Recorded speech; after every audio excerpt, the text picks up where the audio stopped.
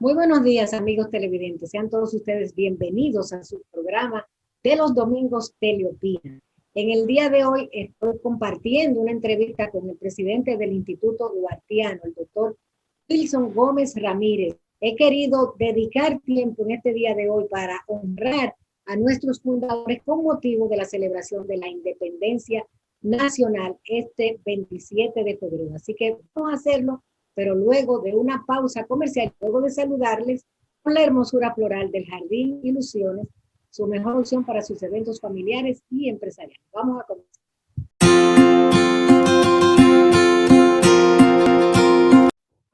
Damos la bienvenida a este segmento de nuestro programa Teleopina al doctor Wilson Gómez Ramírez, quien es presidente del Instituto Duartiano. Lo hemos invitado con motivo de la celebración esta semana del Día de la Independencia Nacional, este 27 de febrero. Buenos días, doctor, ¿cómo está? Muy buenos días, un honor participar, Tania, en el programa, un programa que es emblemático, ¿verdad? Y clásico. Y de verdad que el Instituto Duartiano, por mi vía, agradece a ustedes la preocupación de siempre por agotar los temas patrióticos en el espacio. Así es.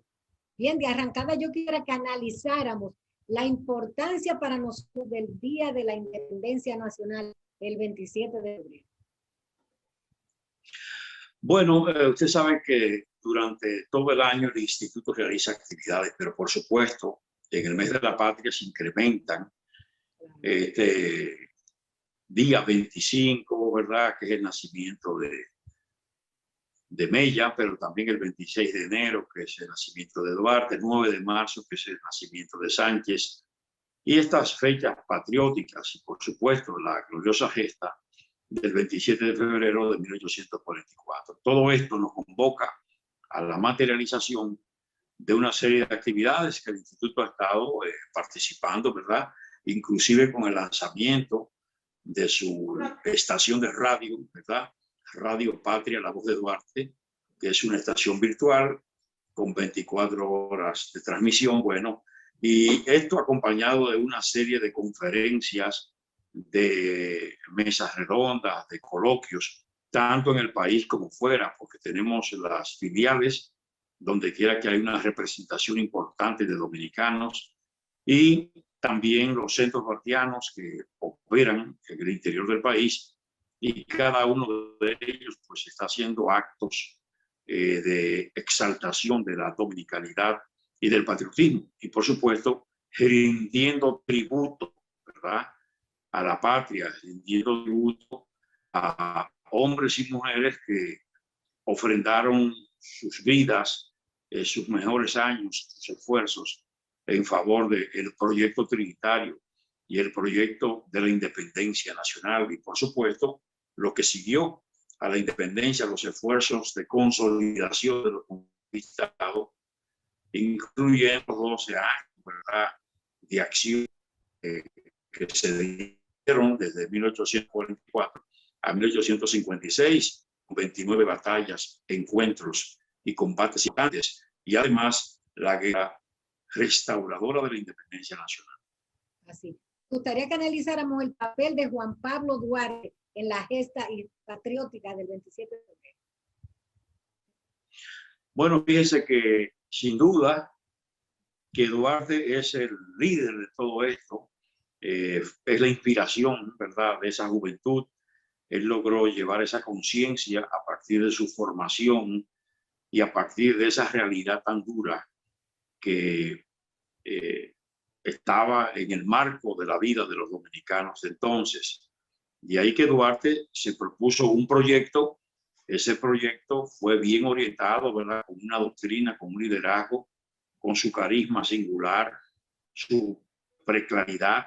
De ahí que todo eso permitió la materialización del esfuerzo, ¿verdad?, que fue propósito fundamental, la independencia nacional. Y efectivamente Duarte puso en práctica estrategias que comenzaron con la propia Sociedad Patriótica Trinitaria, que siguieron con el desarrollo no solo de esa entidad, sino también con la propia, ¿verdad?, con la dramática, con los trabajos artísticos, con los trabajos literarios, con los esfuerzos sociales para conseguir realmente dotar a los dominicanos y dominicanas de la época de una conciencia fuerte que le permitiera una ideología asimismo resistente, pero una consistencia ideológica. Y todo esto fructificó en el tiempo, por supuesto, entrañó grandes esfuerzos y, como he dicho, acciones de estrategia como el esfuerzo orientado a vincular al sector más liberal, ¿verdad? O el sector liberal haitiano, a la gente de la reforma, y entonces para confrontar con los conservadores haitianos, debilitar las posiciones de ellos para fortalecer las posiciones dominicanas, y todo ese esfuerzo que se orientó hasta que se produjo la Junta Popular, las elecciones, ¿verdad?, frente a los haitianos para la representación en la constituyente haitiana, y que los dominicanos estuvieran allí, y donde se impusieron los candidatos dominicanos gracias al esfuerzo de Duarte, que aunque eso permitió que los haitianos en sentido general y ya los liberales se dieran cuenta de que Duarte realmente se había jugado una estrategia orientada a reforzar su proyecto de proclamación de independencia, pero bueno, se consiguió el propósito, y cuando ellos quisieron reaccionar ya era tarde, porque ya había una conciencia en esa colectividad, de manera que aún en ausencia de Duarte, tanto Mella como Sánchez asumen liderazgo y asumen la dirección del movimiento, y efectivamente se consigue el propósito de proclamar la independencia, precedida esa proclamación del disparo heroico del Trabuco de Mella. En consecuencia, se consiguió lo que Duarte se propuso, ¿verdad? La proclamación de la independencia. También eso conllevó sumar a los conservadores dominicanos que no tenían la fe que Duarte tenía en su pueblo y que eran partidarios de un protectorado como forma de que pudiera sobrevivir la acción de independencia. Sin embargo, Duarte estaba en la línea, conjuntamente con sus compañeros, de la independencia pura y simple, sin protectorado, ¿verdad? Y no simplemente un esfuerzo de separación de Haití.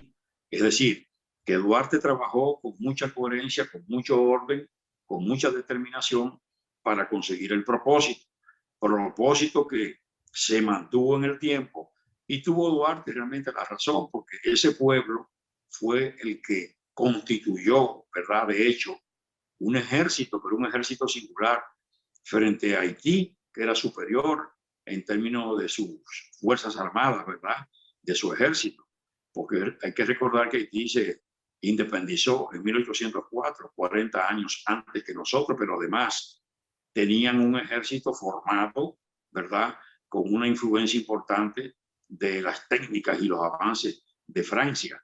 Nosotros no teníamos ejército propiamente dicho, teníamos este grupo de hombres con coraje, con determinación, con bravura, ¿verdad?, que usaron muchos de ellos sus machetes de labranza, que caminaron descalzos, que asumieron la defensa nacional con mente y corazón, ¿verdad?, con un esfuerzo de orden patriótico, con ese sentimiento, impulsaron el propósito dominicano hasta conseguir que las armas dominicanas triunfaran frente a los haitianos. Bueno, todo ese tiempo, esos 12 años de lucha y de esfuerzo, permitió que los dominicanos consolidaran su independencia nacional.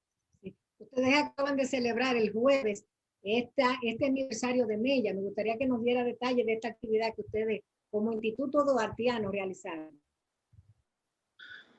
Bueno, sí, participamos de eventos con otras entidades e instituciones, ¿verdad? Temprano, una izada de bandera en el frontispicio de las Fuerzas Armadas allá de su edificación, y ahí en el Ministerio de Defensa pues se hizo un acto hermoso en honor a Mella, ¿verdad? Y además nosotros hicimos la ofrenda floral correspondiente en el altar de la patria, y por supuesto allí nos expresamos destacando ese rol trascendente de Mella, ese Mella que en un momento de duda que algunos que querían retroceder, Mella dijo que no era dable ya de ninguna manera el retroceso, y decía él que cobardes como valientes tenían que ya marchar hasta el final. y ahí es donde él hace el disparo del trabuco y proclama viva la República Dominicana, precisamente rescatando, ¿verdad?, el nombre del futuro Estado que Duarte había establecido en su juramento trinitario.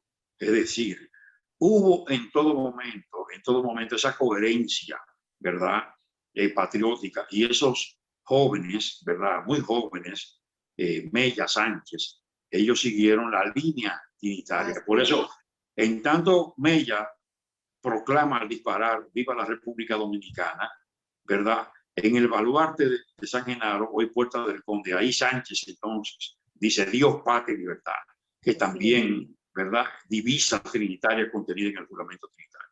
Bien, vamos a una pausa, continuamos con el presidente del Instituto Duartiano, Wilson Gómez Ramírez.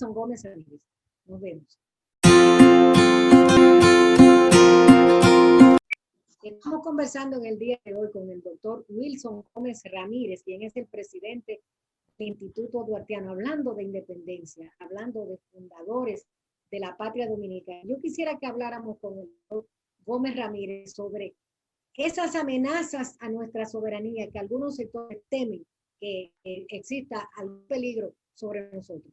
¿Qué usted cree, doctor? Bueno, sí, ciertamente. No hay ningún país del continente que haya luchado más por la soberanía, por la independencia, por el principio de autodeterminación. Duarte precisamente estaba muy consciente de lo que eso iba a significar a lo largo de la historia dominicana. Toda vez que él se dio cuenta que había un sector influyente, un sector que tenía en cierto modo tomado el control del Estado, que no tenía fe, ¿verdad?, y que iba a comprometer a la larga la soberanía. Y había miradas hacia Inglaterra, hacia Francia, hacia Estados Unidos, hacia España.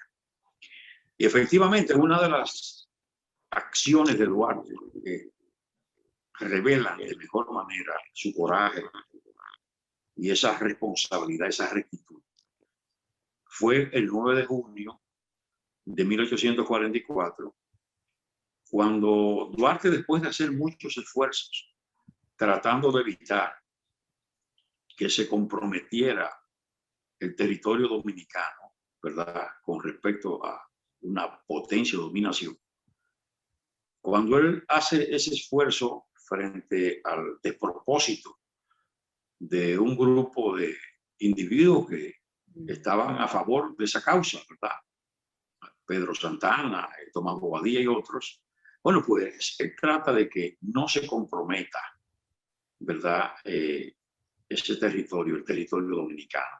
Y él, ya frente a lo imposible, cuando advierte que parece un hecho que se va a suscribir un acuerdo con Francia, donde se cedía de por vida la península y bahía de Samaná, entonces Duarte destrona a la Junta Central Gubernativa y nombra en la presidencia a Francisco Sánchez. Es decir, ya él venía con esa lucha, y por eso en su proyecto de constitución, en más de 3 artículos, él se refiere a la soberanía, al principio de no intervención, ¿verdad?, a la independencia, inclusive cuando expresa, ¿verdad?, que la patria ha de ser libre de toda dominación extranjera o según de la isla. Es decir, tiene una preocupación por lo que advierte que iba a llegar y que se iba probablemente a proyectar en el tiempo. Y por eso él es tan categórico, ¿verdad?, con respecto a la cuestión. El asunto es que luego de destronar a esa dirección de la Junta Central Gubernativa, entonces no me dio sino aproximadamente un mes para que las fuerzas de Santa Anna, que eran muy fuertes militarmente, sobre todo las fuerzas que estaban en el sur, eso determinó entonces que retomara el poder y el control ese grupo conservador. Ese grupo conservador que nos afectó en la Constitución de la República cuando introdujo el artículo 210 y le dio esos poderes amplios y poderes dados sin que entrañara ningún tipo de responsabilidad ni penal ni civil para aquel que iba a ejercer el poder, que definitivamente era Pedro Santana. Bueno, lo cierto es que la lucha constante de los dominicanos por su soberanía, por su independencia, se mantiene. Nosotros en los momentos actuales vivimos una situación muy difícil por cuanto Haití, como he dicho, que aunque fue el primer país de América Latina en independizarse, no ha logrado impulsarse como nación, como Estado, con un desarrollo que se pueda advertir como sostenido en el tiempo. Todo lo contrario. A veces uno se pregunta que qué sería de nosotros si Duarte y esa juventud y esos patriotas no asumen esa causa como la asumieron, para evitar que nosotros estuviéramos sojuzgados y sometidos a Haití. Porque fíjense la diferencia entre una sociedad que se ha impulsado, que se ha organizado, que en medio de todo nosotros hemos logrado progresos importantes, como sociedad, como país, como colectividad humana. Haití no ha logrado eso, al contrario, tiene un proceso, ¿verdad? Sin lugar a duda, hacia atrás, y no ha podido recomponerse. Pero ellos, sin embargo, constantemente se constituyen en una amenaza, no solo por las situaciones que en el momento tienen, sino permanentemente, porque ellos no han hecho uso de una buena vecindad con respecto a la República Dominicana. Las veces que han tenido la oportunidad de denostarnos y de decir cosas que no son, de pensarnos como racistas, como personas dadas a menospreciar, ¿verdad? Como conducta general a individuos por su color, por su raza. Eso lo han hecho. Y en verdad este no es un pueblo racista, ni Duarte, nunca, todo lo contrario, todo lo contrario.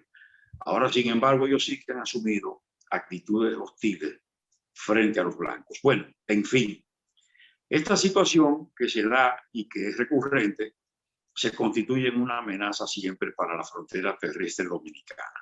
Por eso es la importancia de que siempre, no solo en estas circunstancias, sino que siempre el Estado dominicano provea apoyo económico, apoyo moral, siempre a las Fuerzas Armadas, ¿verdad?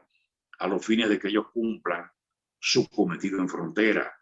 Toda vez que hay un problema, y es que nosotros no advertimos que haya esa infraestructura necesaria para que el soldado dominicano, cuando tiene que acudir a esa zona en masa, ¿verdad? En grupos importantes, puedan hacer una vida lo más digna posible y que puedan estar con el mejor confort en esa zona. Yo creo que eso es necesario y que eso no puede ser un asunto a tratar de manera circunstancial. Hay que realmente preparar la frontera, ¿verdad? No solo por lo que dice la Constitución de la República, que la frontera tiene que ser objeto de apoyo y de privilegio. La Constitución manda a que haya un sostenido esfuerzo del Estado en la frontera para su desarrollo económico, turístico, social. Inclusive manda a que haya programas y programaciones especiales en los medios de comunicación colectiva para la frontera, como manera de mantener y estimular la dominicanidad, pero también manda a que haya políticas privilegiadas para las personas que están en frontera, que no han recibido esas políticas de privilegio que tiene que dársele como manera de mantenerlos a ellos allí y de premiar su esfuerzo de estar ahí como verdaderos centinelas, ¿verdad? Entonces, ese esfuerzo hay que mantenerlo, pero también nosotros tenemos otras amenazas. Sí, los organismos internacionales, sin duda, intervienen en unas políticas orientadas a estimular la presencia de parturientas haitianas aquí en la República Dominicana. Y nosotros entendemos ciertamente que el país tiene que asumir una política para no seguir estimulando ese problema que a la larga puede constituirse en una dificultad, toda vez que esas personas no pagan nada aquí en contra de esa política en Haití. Sí que tienen que pagar en su país, ¿verdad? Tienen que pagar y tienen que llegar a los hospitales haciendo depósitos, ¿verdad? Y cumpliendo con un requerimiento económico. En tanto que en el país no, pues todo eso se constituye en una atractiva manera de resolver un problema médico, ¿verdad? Eso tiene que la autoridad nacional plantearse. Pero nosotros también tenemos el problema de algunas potencias. El caso de Estados Unidos, que más de una vez ha pretendido tratados que han sido suscritos por las autoridades nacionales, ¿verdad? Que comprometen lo que es la soberanía dominicana. En el caso particular del último tratado que está en manos del Tribunal Constitucional y que de alguna manera ataca la soberanía, toda vez que permitiría que agentes, ¿verdad?, de aduana y de migración de Estados Unidos operen en territorio nacional, inclusive hagan entrenamientos en el territorio nacional. Tienen la posibilidad de convertirse, ¿verdad?, en inmunes desde el punto de vista jurídico legal. Y entonces eso es como una extensión del ámbito de comprensión de sus embajadas y consulados. Y esa es una forma de asumir control del territorio dominicano.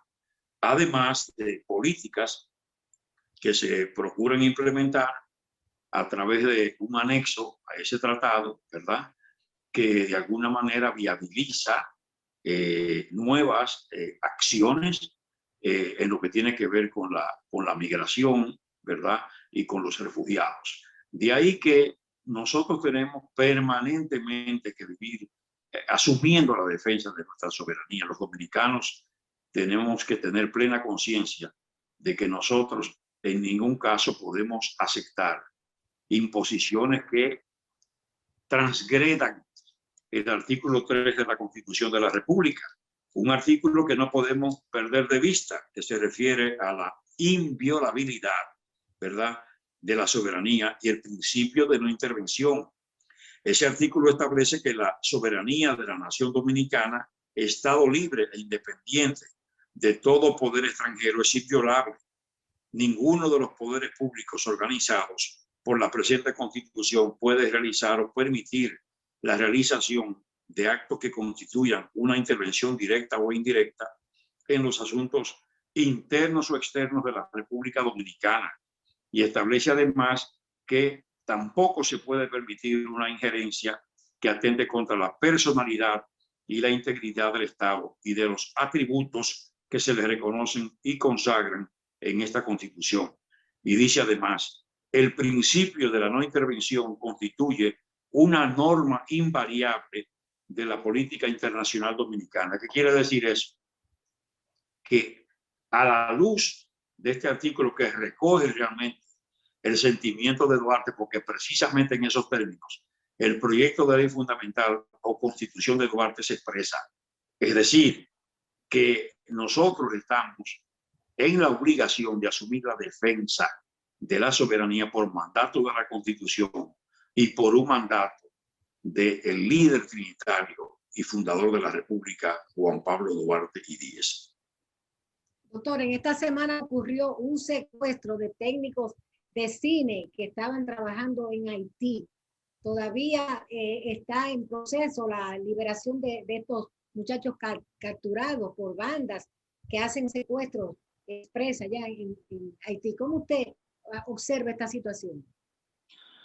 Bueno, preocupante, no hay duda. Son vidas de seres humanos que están en riesgo y por supuesto eso todavía nos preocupa más por tratarse de dominicanos que en esas circunstancias han sido afectados. Por supuesto, el Instituto Duartiano llama a los dominicanos a la prudencia. Ellos tienen que saber, todos tenemos que saber, que en Haití hay un nivel de inseguridad, no de ahora, de mucho tiempo, y que en estas circunstancias se ha agravado.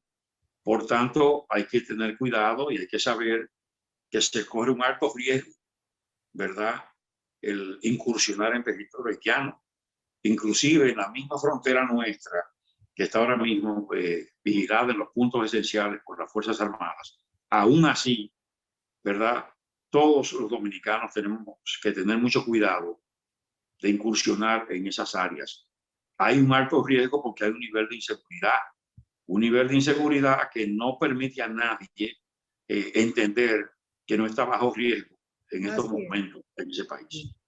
¿Cómo no? Bueno, pues con estas palabras vamos a concluir esta interesantísima presentación en nuestro programa Teleopina del doctor Wilson Gómez Ramírez, presidente del Instituto Duartiano, quien ha estado conversando con nosotros desde sus oficinas en el Instituto Duartiano. Doctor, agradecidísima por su participación en nuestro programa.